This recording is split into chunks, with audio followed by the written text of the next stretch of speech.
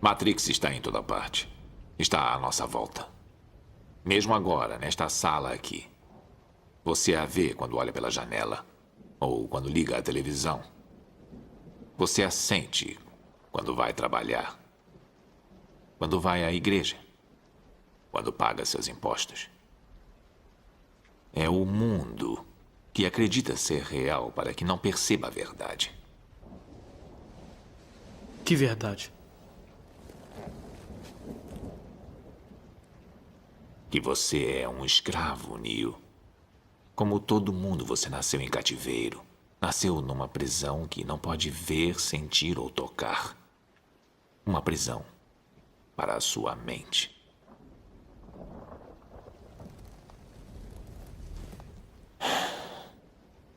Infelizmente, não se pode explicar o que é Matrix. É preciso que veja por si mesmo.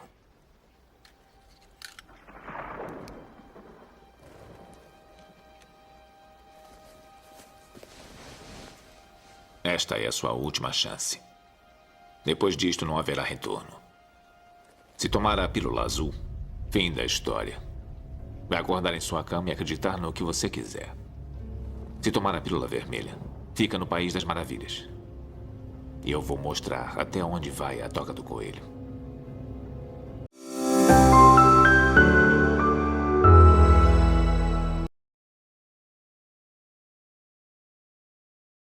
Fala, galera!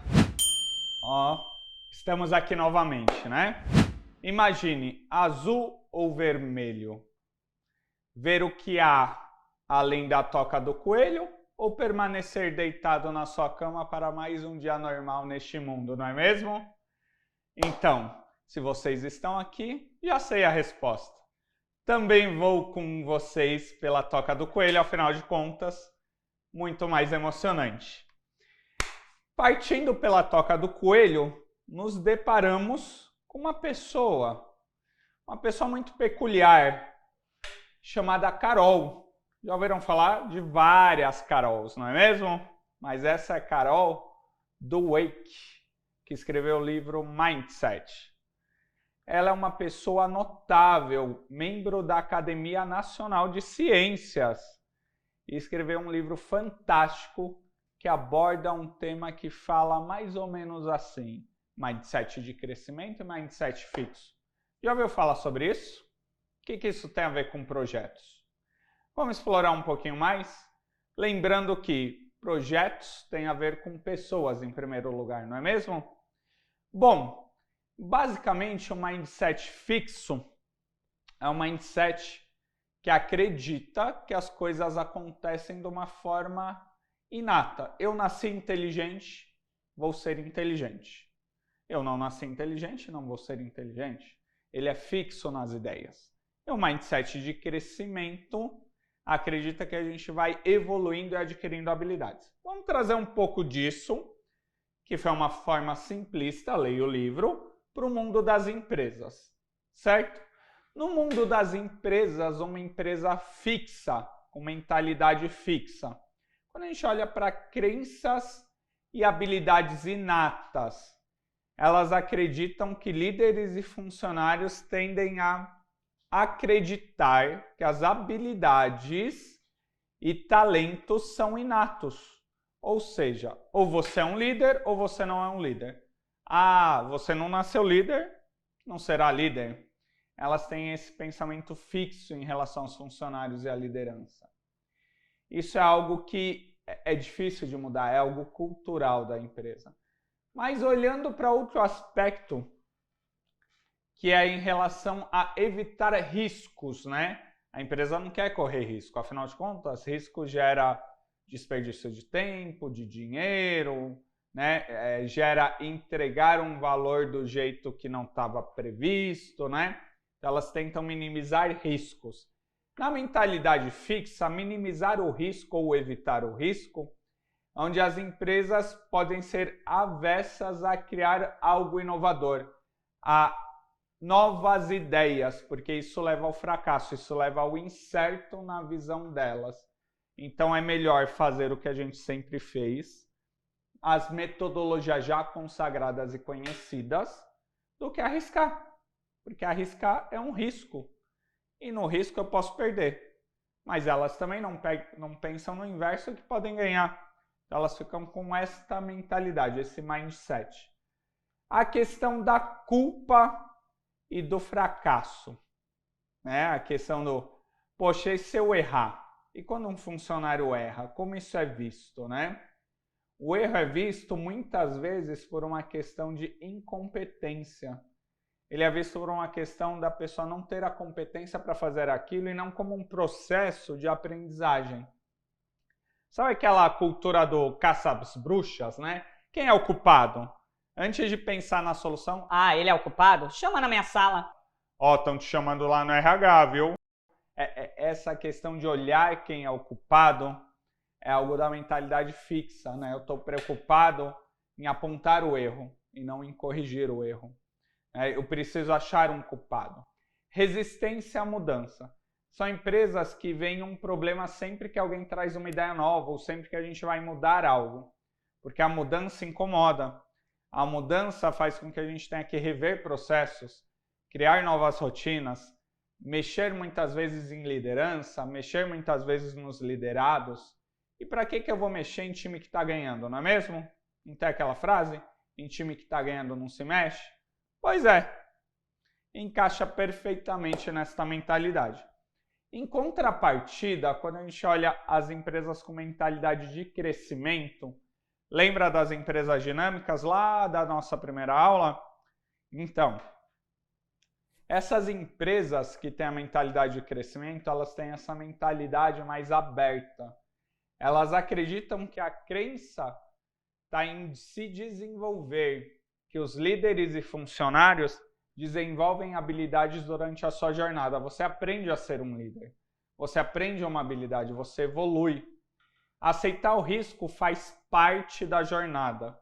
Não é que vamos errar a qualquer custo, né?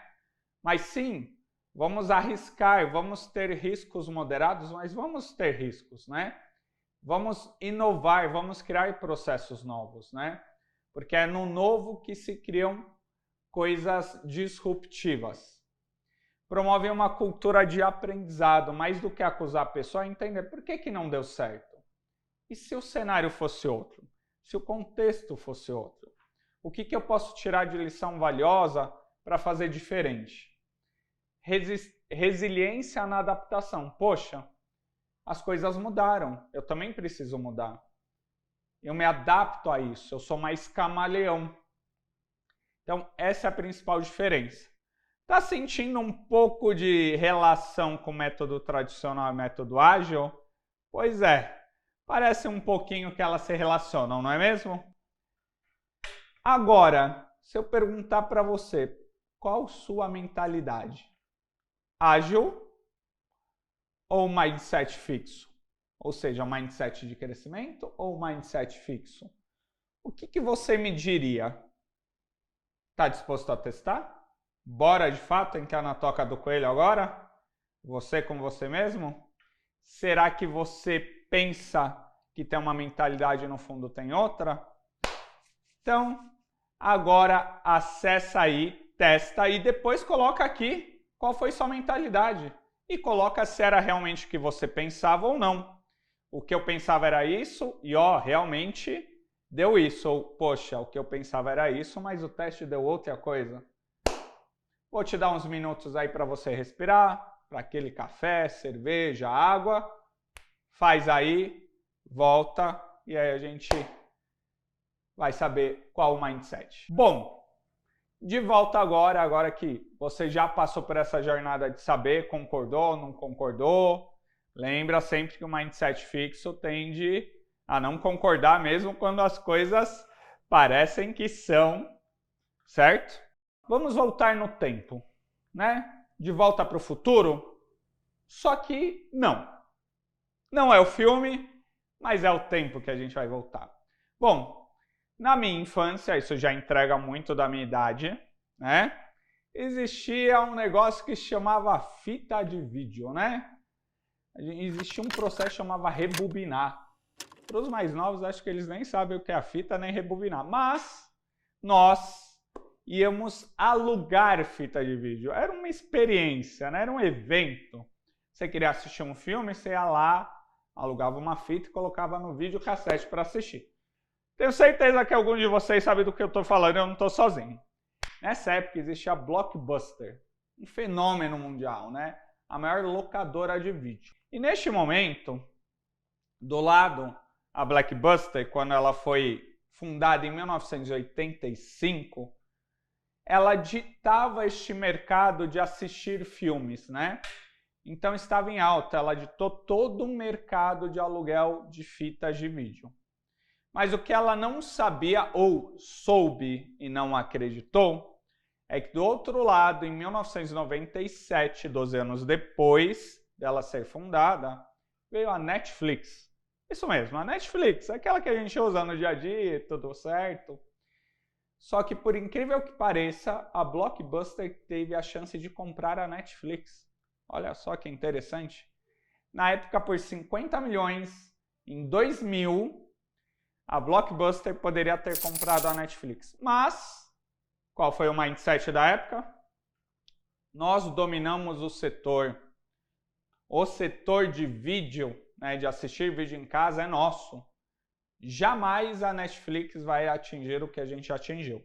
Pois é, alguns anos depois se passaram e 20 anos depois desta possibilidade dela comprar a Netflix, ela aparece com apenas uma loja turística em Oregon.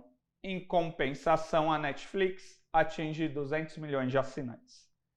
Pois é, mas o que aconteceu aqui? Por que será que a Blockbuster não comprou a Netflix? Qual era o mindset daquela época? E qual era o mindset da Netflix para entrar no mercado dominado por uma gigante e transformar completamente o mercado com algo inovador para a época? Afinal de contas, investir em streaming naquela época era um negócio dificílimo. E ela começou com serviços de DVD online, a Netflix, e evoluiu. E a Blockbuster continuou no seu negócio. Era melhor no seu segmento. Mas o que adianta você ser o melhor naquilo que você faz se o cliente não busca aquilo que você é melhor? O mundo mudou, o cliente mudou, a Blockbuster não mudou. E a Netflix está aí para contar a história. Falando ainda um pouco dessa mentalidade de crescimento, a gente tem o Google. A gente teve um projeto do Google interessantíssimo, que era um projeto para levar internet para as regiões mais remotas, né? Imagina levar internet via balão. Louco, né? Balão é um negócio inovador. Mas essa era a proposta do projeto Loom, da Google. Embora o resultado fosse algo desafiador, tecnicamente falando, né, por uma questão toda geográfica e de tecnologia, a Google investiu nisso e foi aprendendo durante o processo. E ela conseguiu implementar de fato a internet via balão em algumas regiões. Em 2021, este projeto conseguiu ir para a produção, vamos dizer assim, né? Foi implementado. Esses exemplos, Netflix, Google, demonstram um mindset de crescimento. Em contrapartida, a Blockbuster, um mindset fixo, aquele mindset que não muda. Vamos falar um pouco agora, a gente já falou de mindset de crescimento, de mindset fixo, mas e aí? Será que eu posso ser um só? Será que eu posso ser uma mescla dos dois, assim como em projeto? Eu só posso ser ágil, eu só posso ser tradicional? Existe um negócio que se chama modelos híbridos em gerenciamento de projetos, que é quando você pega e junta o melhor das metodologias. Então imagine eu pegar alguns aspectos do modelo tradicional junto com o modelo ágil. Por exemplo, vou planejar um projeto, resolvo planejar no modelo tradicional que é um pouco mais aberto e detalhado. Vou executar, resolvo executar no modelo ágil, pequenas entregas. Vou fazer a gestão do projeto no dia a dia, resolvo ter uma gestão um pouco mais tradicional. Vou fazer o processo final de feedback, de aprendizado, resolvo fazer o projeto ágil. A gente vai falar um pouquinho desses métodos na prática, mas é justamente porque as empresas elas estão passando por uma mudança. Toda mudança gera incerteza. Às vezes, o melhor caminho para você sair de um ponto para o outro é você conseguir fazer essa transição. E o modelo híbrido, ele ajuda nisso. Eu não estou dizendo jogue tudo fora. Eu estou dizendo vamos usar o que você tem de melhor, junto com o que eu tenho de melhor, e a gente faz uma transição. Então, os modelos híbridos são muito utilizados. Assim, serve para o mindset também. A gente vai adequando os mindsets, né? Uma jornada até onde eu quero chegar. Quais são os benefícios de eu usar um modelo híbrido numa empresa, né? De eu tratar o projeto com modelos híbridos, né? Eu consigo me adaptar às necessidades, então ele não é tão engessado quanto o modelo tradicional, mas ele também não é tão aberto quanto uma mentalidade ágil.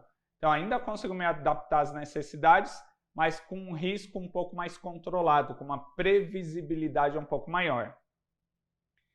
Maior eficiência no combate das metodologias, né, de ter o melhor dos mundos. Consigo trabalhar projetos complexos. Comunicação e colaboração são melhores desenvolvidas. E um aspecto muito importante é o aspecto cultural. Eu consigo minimizar a incerteza das pessoas para que elas consigam comprar a ideia daquele projeto. Uma vez que eu estou lá construindo e não destruindo algo para começar algo do zero. Eu estou trazendo algo complementar. Como a gente falou, dá para a gente mesclar lá o ágil no planejamento, o tradicional no planejamento, o ágil na execução, o tradicional no controle, o ágil nas ferramentas. Então a gente consegue olhar, plugar, fazer esse tipo de coisa, né? Mas não para por aí, não é mesmo? Como que a gente escolhe a melhor metodologia? Professor, poxa, tem zilhões de metodologias aí, como escolher? Bom, primeiro passo é, eu preciso conhecer todas as metodologias? Bom, para você saber o que é cada metodologia, você precisa pelo menos ter um contato com ela. Poxa, eu preciso ser especialista em todas? Não, mas naturalmente, sabendo para que serve e tendo uma visão da metodologia, você tem muito mais ferramenta para poder selecionar. Aqui a gente vai deixar uma lista de metodologias para vocês, né? Com uma explicação resumida para que vocês possam, inclusive, aprofundar, né? Desde metodologias mais tradicionais, como a Prince2, como o PMI do PMBOK, né? Até metodologias e frameworks mais ágeis, como o Safe, o Scrum, o Kanban, que é aqui adentro, também dos métodos ágeis, né? Metodologias um pouco mais específicas para a tecnologia, como o ITIL, né? Então aqui vocês vão poder navegar neste universo, né? Minha dica: como vocês estão ingressando no mundo ágil, é importante ter uma visão delas, mas dá uma olhadinha com mais profundidade no Scrum, no Safe, né? Nas metodologias ágeis em especial, para você ver as semelhanças também, para você ver esse mindset ágil. Beleza? Vamos para mais um caso aqui? Vamos falar de um caso que adotou metodologia ágil, inclusive, fazendo o link com a Netflix. A gente tem um seriado na Netflix que chama Som na Faixa. É um seriado do Spotify, vale a pena ver, quem já viu, quem não viu. Quem já viu, dá uma olhada de novo que vale a pena ver de novo, não é mesmo? Então o Spotify é um dos exemplos de sucesso das metodologias ágeis dentre tantas empresas, né? Onde ele usou esse modelo de tribo e squad, né? Onde de fato ele organizou, né? Então imagina assim, eu tenho um squad. O squad é um conjunto de pessoas com habilidades suficientes para resolver aquele problema, né? Então dentro desta equipe do squad eu posso ter um designer, eu posso ter uma pessoa de produto, uma pessoa de negócio, uma pessoa de TI, enfim. Eu tenho todas as competências reunidas no squad para chegar no objetivo comum. Maior do que o squad é uma tribo. Então imagina uma tribo tendo vários squads, né? Então eu tenho um squad para resolver um problema comum, outro para resolver o outro dentro de uma mesma tribo, né? onde eu tenho vários squads. E aí eu tenho também dentro disso capítulos que são transversais, né? Onde as pessoas de tribos diferentes podem se relacionar. Então vamos imaginar um exemplo prático aqui. Vamos imaginar que eu tenho uma tribo para resolver um problema que é a compra online de um grande varejista. Então a gente quer melhorar a experiência do cliente de um grande varejista. Dentro dessa compra online eu tenho uma squad, que é uma squad específica para trabalhar toda a experiência de UX, toda a experiência do cliente, e lá preocupado com as principais funcionalidades, com a jornada do cliente. Eu tenho uma outra squad específica para trabalhar toda a parte relacionada ao pagamento, né? Como eu faço a forma de pagamento, os convênios que eu fecho, os meios de pagamento disponíveis, né? O reembolso, caso eu tenha que cancelar, estornar. Tudo isso faz parte dessa grande tribo, né? Da jornada online do grande varejista. Em contrapartida, imagina que eu tenho uma outra tribo, que é uma tribo para tratar as compras físicas nas lojas do varejista, né? Então, dentro dessa tribo eu tenho o meu squad que está preocupado com o layout das gôndolas, né? Com toda a disposição da loja física e tudo mais. Eu tenho outro squad preocupado com estoque, né? Eu tenho um capítulo que são pessoas que às vezes estão lá na tribo do UI, por exemplo, da loja online, conversando com as pessoas da outra tribo da loja física, que estão lá numa outra squad, às vezes, inclusive, de assuntos diferentes, que é o caso do estoque, né? Então aqui a gente ganha também a flexibilidade de trocar experiências com pessoas diferentes e assuntos diferentes para abrir o nosso mindset, né? Quando a tribo está dentro dela conversando, normalmente você está conversando, os squads se relacionam e buscam normalmente pessoas com as mesmas habilidades. Quando a gente sai, né, quando a gente faz esse cross entre tribos, a gente amplia, a gente busca conhecimentos também de outras áreas que a gente pode absorver dentro dessa área, né? A Spotify também tem um negócio que são os Hacks UX, né? Para quem já participou dos eventos tipo Hackathon e tudo mais, né? Onde a gente desenvolve produtos e soluções assim em finais de semana, um processo super rápido, né? E ela tem lançamentos contínuos, né? Lembra que a gente falou? Pequenos incrementos, lançando em vez de lançar um produtão. Então, ler o case da Spotify é muito interessante, detalhar, porque vocês vão ver um pouco sobre isso. Contrapartida, a gente também tem a questão da Microsoft, que também tem uma mentalidade ágil com Azure, né? Esse serviço em nuvem e tudo mais, onde ela tem as equipes multifuncionais, lembra? Falamos do Squad e tudo mais. Ela tem essa interação e feedback constante. Então, mais importante do que documentação é essa troca. Ela tem essa priorização flexível. Então, eu priorizei, mas eu preciso mudar a prioridade, eu preciso rever o que precisa ser feito. Eu consigo fazer isso, né? Entrega rápida de recursos e melhorar na qualidade, né? Então, ela tem essa agilidade de entregar pequenos blocos de forma rápida e flexibilizar o planejamento, né? Então, tanto o Spotify quanto a Microsoft usaram este modelo ágil para ter sucesso nos seus negócios. Cada um no seu negócio, mas ambos com questões muito, com características muito parecidas, né? A flexibilidade, a colaboração e a inovação dentro deste processo. Agora, vamos lá. Eu vou dar 3 cenários para vocês. E aí, diante de cada cenário, vocês vão me responder se é um mindset voltado para a parte mais ágil ou um mindset voltado para a parte mais tradicional, mais clássica, né? Mindset fixo, um mindset de crescimento, metodologia ágil ou metodologia clássica, beleza? Então, cena 1. Respondendo aí, galera, e depois coloca aqui para a gente poder ver. Oxi! Que é isso? Ué, são os papéis que descrevem detalhadamente o que será feito no projeto. Boa, galera. Bom, a cena 1 é aquela mentalidade clássica, não é mesmo? A gente tem uma documentação descrevendo o projeto todo em detalhe, então é aquela questão de eu usar a mentalidade tradicional para descrever o tudo, né? Começar planejando no detalhe do detalhe. Acertou? Era isso que você imaginava?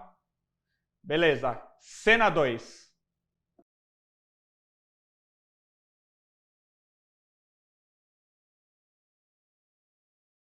Oi, pessoal, deixa eu falar. Eu estava analisando o que vocês tinham verificado sobre a questão de logística. O que eu pensei aqui? A gente fazer uma organização dessas análises.